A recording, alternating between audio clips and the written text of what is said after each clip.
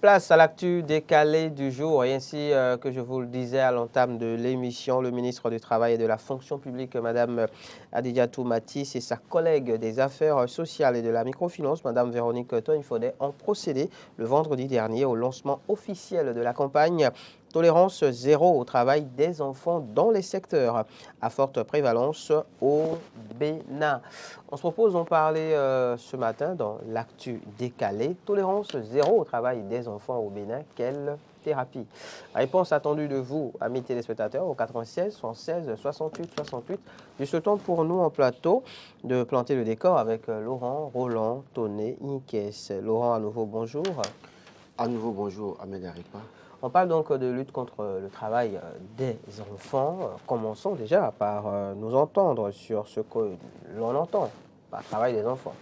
Alors, ce qu'on peut entendre par travail des enfants, c'est toute tâche qu'on confie à un enfant à des buts économiques.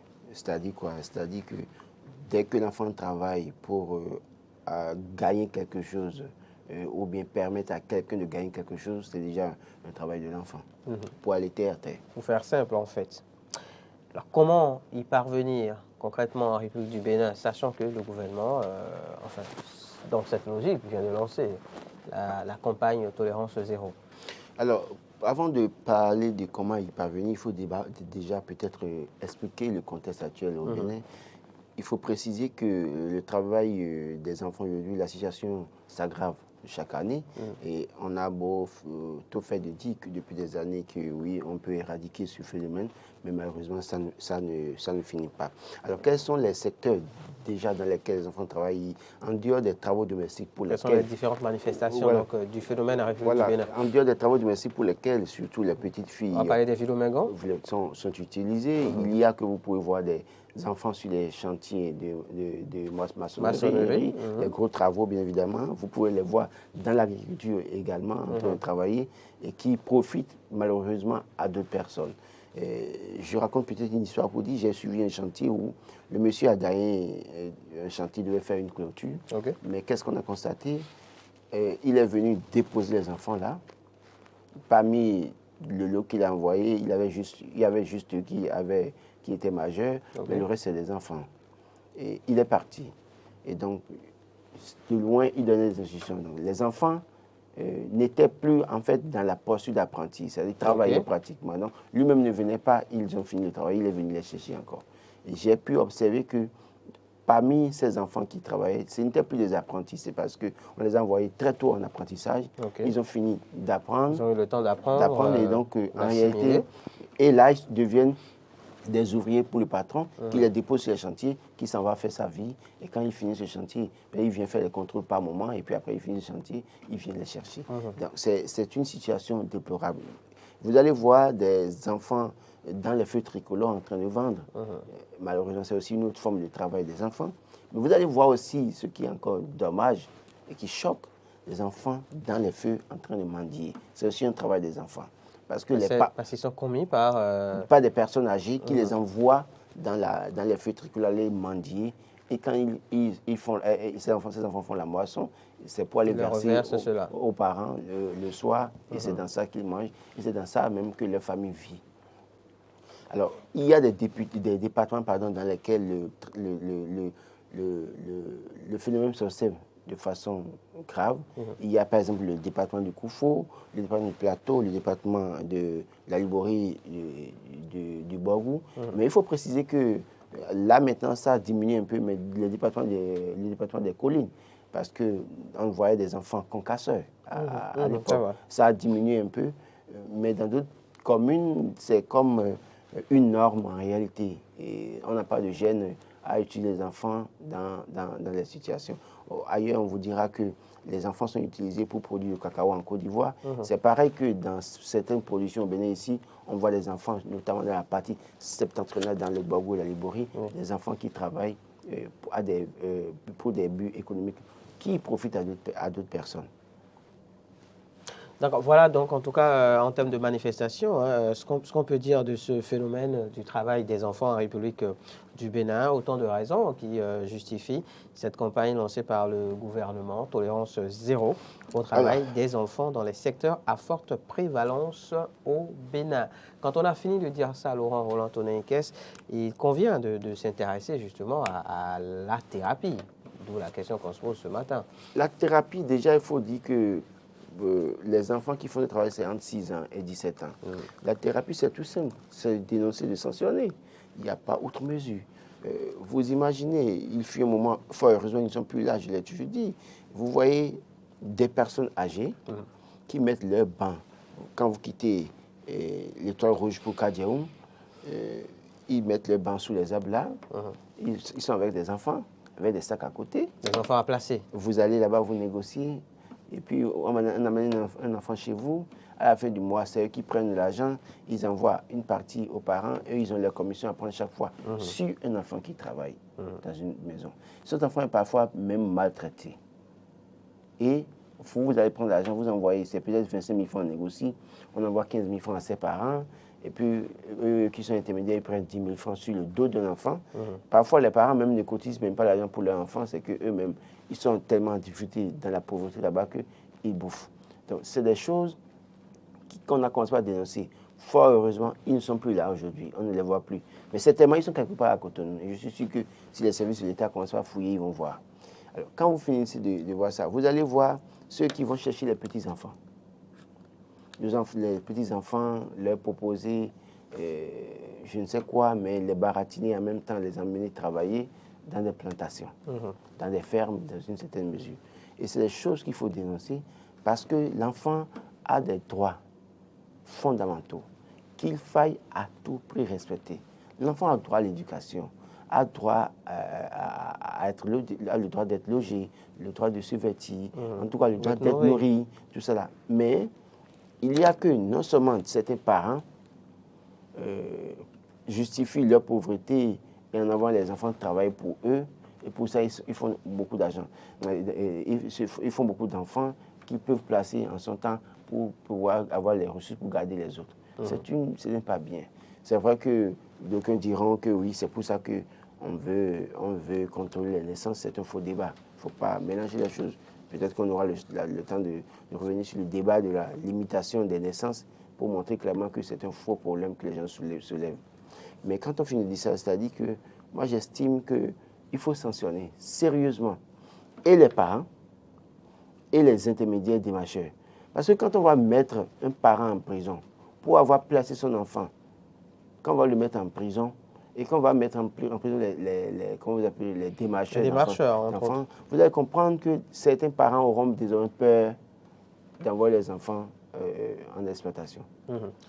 Il faut préciser que selon les résultats de l'enquête mixte réalisée par l'INSTAD, le taux de prévalence nationale en matière de travail des enfants en République du Bénin est passé par exemple de 52,5% en 2014 à 19,9% en 2022. Donc il faudrait que oui, il y a du boulot qui se fait vraiment en la matière, mais 19% c'est encore beaucoup. Oui. Et c'est en cela donc que cette campagne se justifie pleinement. Oui, le taux de prévalence c'est 19% au plan national, mais dans certaines localités, ce n'est pas ça. C'est bien au-delà. C'est bien au-delà. C'est vrai que c'est la moyenne au plan national, mais quand vous allez dans certaines localités, vous posez mille et une questions. Vous vous demandez si en réalité, en plein 21e siècle, on peut encore voir telle situation. Donc oui, il y a beaucoup à faire et c'est aux parents, en tout cas ceux qui sont voisins de ces personnes qui entretiennent, qui gardent des enfants vieux mégots ou des enfants exploités, de dénoncer la situation et que les gens prennent leurs responsabilités. 96 116 68 68, la libre antenne maintenant, 96 116 68 68 pour parler donc de la campagne tolérance zéro au travail des enfants en République du Bénin. Quelle thérapie, donc comment y parvenir concrètement? Vos réactions attendues au 96 116 68 68. Est-ce un phénomène dont on peut se départir en République du Bénin?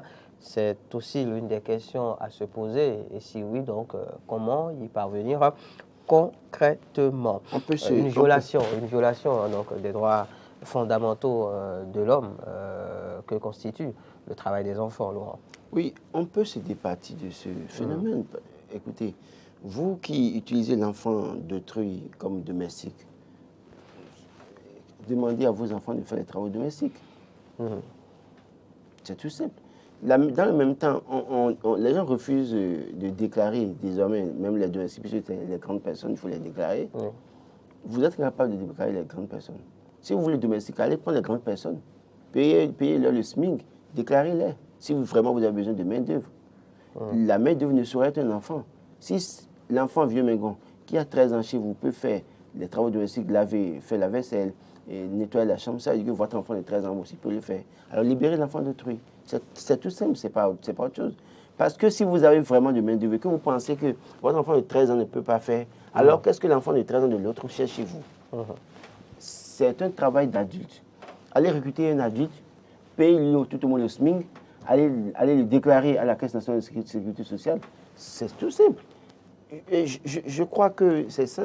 Les gens ont besoin d'un service, mais ne veulent pas faire le sacrifice nécessaire, veulent exploiter, c'est le terme, c'est le terme adéquat, exploiter.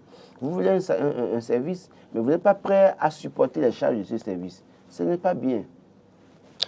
Malgré, en tout cas, hein, la législation en vigueur au Bénin interdisant donc toute forme d'exploitation ou de maltraitance des enfants, on retrouve malheureusement encore des enfants dans les marchés, dans les rues, dans les centres d'apprentissage, les carrières de mines, justement les petites filles à Tokpa, au marché dans Tokpa, qui vendent souvent avec les fameuses aladia, comme on les appelle.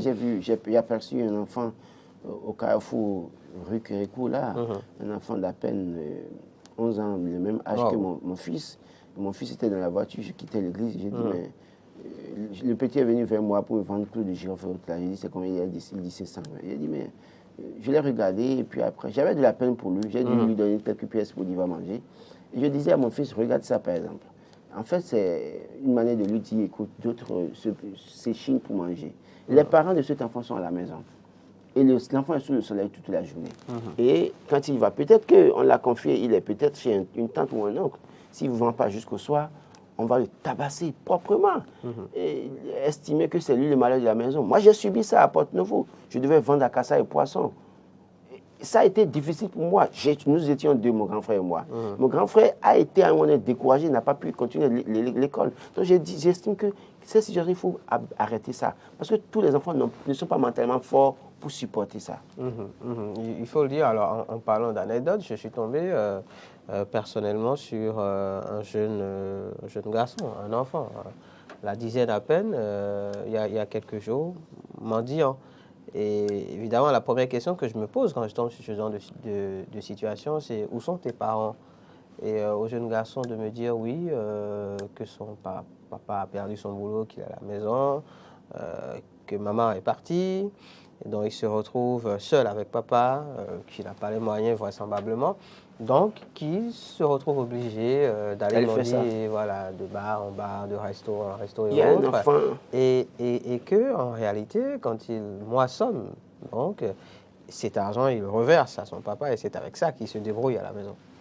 Il y a un enfant, ceux qui ont l'habitude de côtoyer le tronçon Carrefour à Conville, hôpital de Zoum, doivent pouvoir, au niveau des bars qui sont là, si vous avez l'habitude de manger ou de boire quelque part là, il y a un petit enfant d'à peine 11 ans également, qui tous les soirs vend popcorn. Je dis tous les soirs, c'est pas dans la journée, dans la nuit. D'accord. Et un jour, je l'ai interpellé. Il dit qu'il est avec son grand frère, que c'est son grand frère qui lui confie ça, et qu'il va vendre, et après, le grand frère vient le chercher autour de 23h01.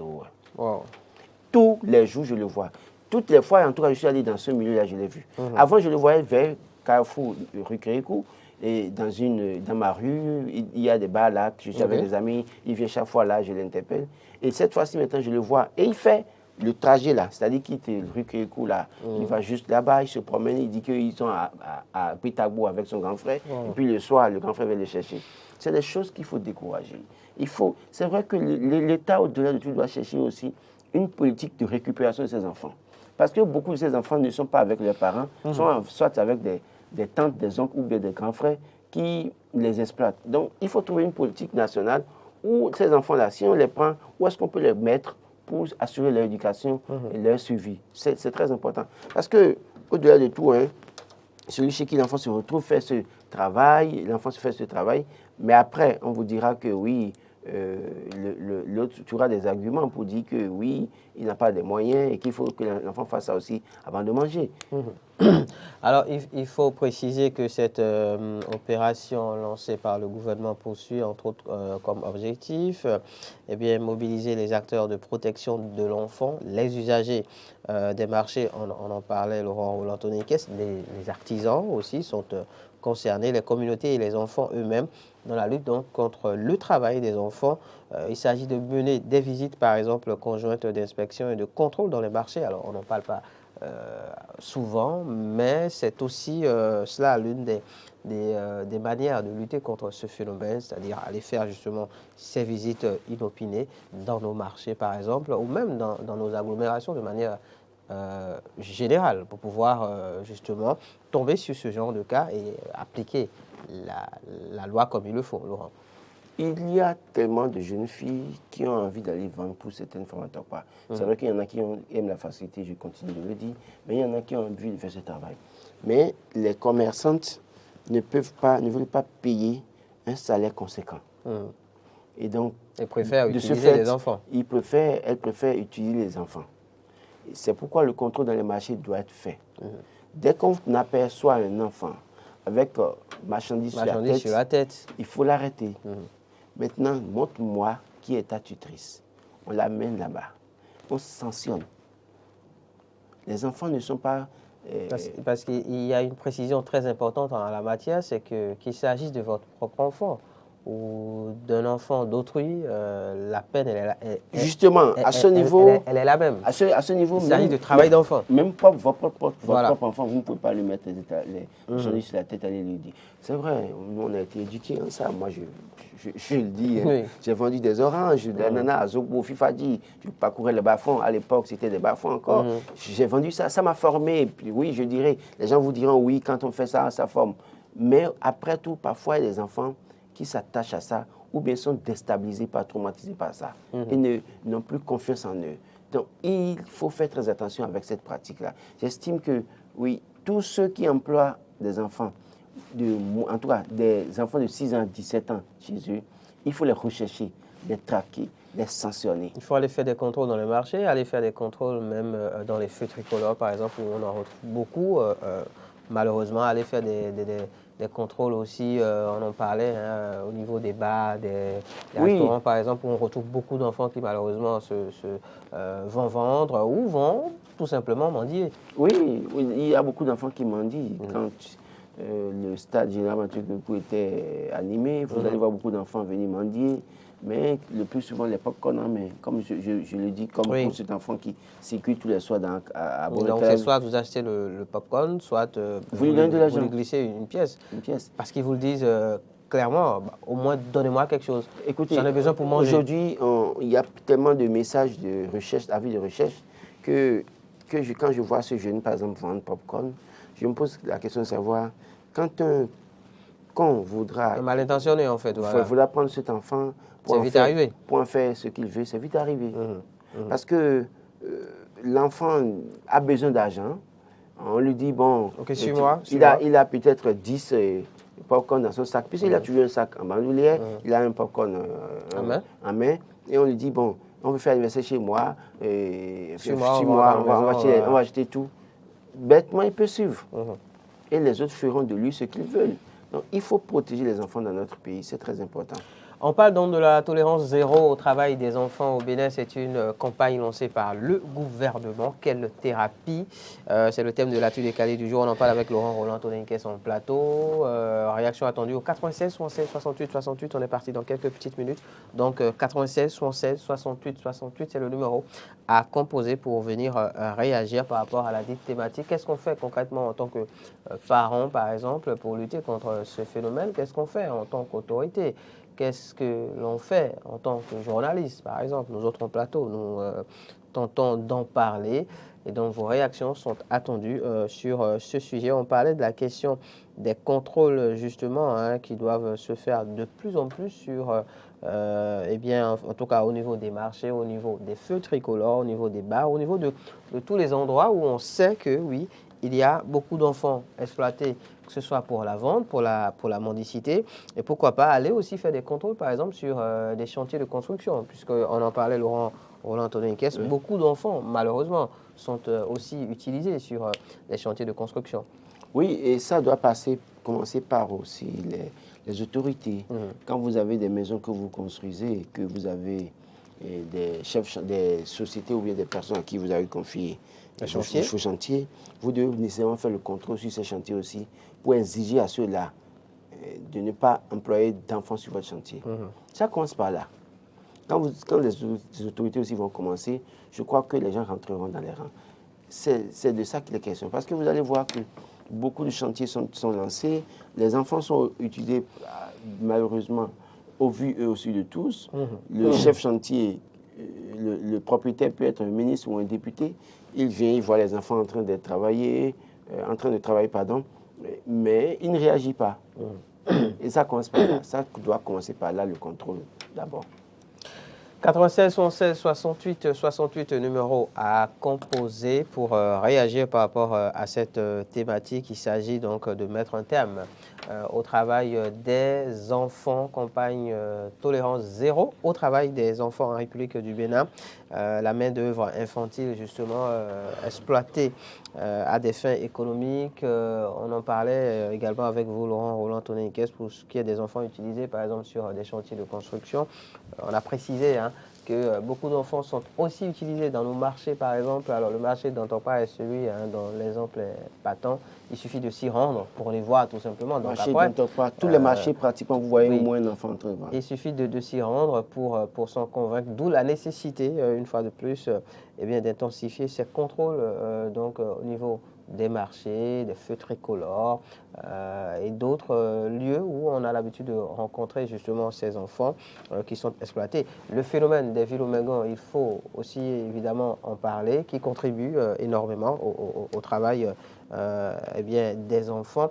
C'est une campagne qui va durer quelques jours en tout cas et on aura le temps de revenir là-dessus en plateau avec peut-être d'autres invités pour l'aborder de manière un peu plus large. Merci à vous, Roland Antonin-Niquès, pour votre participation à ce numéro de l'Actu décalé. On parlait donc de tolérance zéro au travail des enfants en République du Bénin. Quelle thérapie? Évidemment, la question reste posée et les réactions, vous pouvez toujours nous les faire parvenir au travers de notre page Facebook ou encore sur les différents canaux digitaux. Stop et fin de l'Actu décalé du jour, stop et fin de Matin d'Éden de ce lundi 17 avril 2023.